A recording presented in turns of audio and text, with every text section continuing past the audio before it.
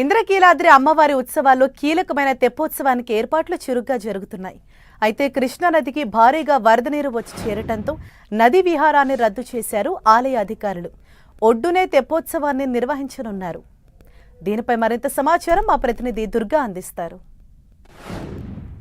దసరా ఉత్సవాలు చివరి అంకానికి చేరుకున్నాయి. ఇప్పటికే పూర్ణాహుతి కార్యక్రమంతో దసరా ఉత్సవాలకు సంబంధించినటువంటి వైదిక కార్యక్రమాలన్నీ కూడా పూర్తయ్యాయి. ఒక చివరి కార్యక్రమం తెప్పోత్సవ కార్యక్రమం. ప్రస్తుతం మనం ఇప్పుడు తెప్పోత్సవం ఎక్కడైతే జరగబోతుందో ఆ ప్రదేశంలో ఉన్నాం.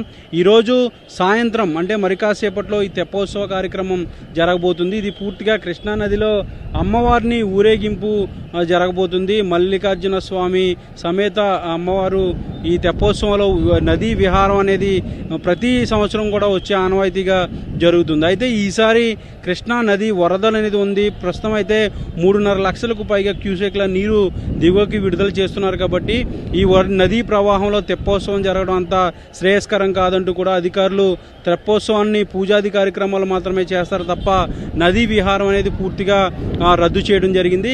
ఒకవేళ వరద కనుక లేనట్లయితే ప్రస్తుతం ఏదైతే మనకి విజువల్స్లో కనిపిస్తుందో ఈ అంశ వాహనంలో ఉన్నటువంటి తెప్పోత్సవం నదిలో పూర్తిగా విహరించి తిరిగి ఒడ్డుకి చేరుకున్న తర్వాత ఉత్సవమూర్తులు ఎవరైతే ఉంటారో వాళ్ళని యథాస్థానానికి తీసుకెళ్తారు. కానీ ఇప్పుడు వరద కారణంగా ఈ నదీ విహారం అనేది పూర్తిగా రద్దు చేశారు.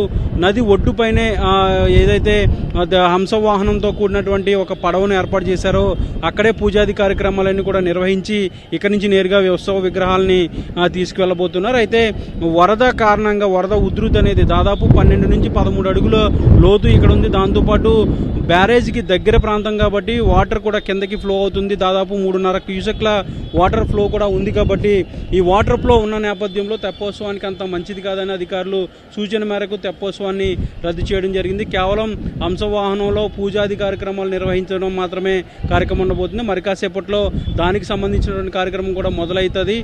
ఈ కార్యక్రమం కానీ పూర్తయినట్లయితే పూర్తిగా దసరాకి సంబంధించినటువంటి ఉత్సవ కార్యక్రమాలన్నీ కూడా పూర్తి కాబోతున్నాయి. అయితే భక్తుల రద్దీ మాత్రం ఇంకా కొనసాగుతూనే ఉంది. మరొక 2 రోజుల పాటు అమ్మవారి దర్శనాని కోసం పెద్ద ఎత్తున భక్తులు కూడా రాబోతున్నారు. కెమెరా పర్సన్ గౌతమ్తో దుర్గానాయుడు, 10 TV.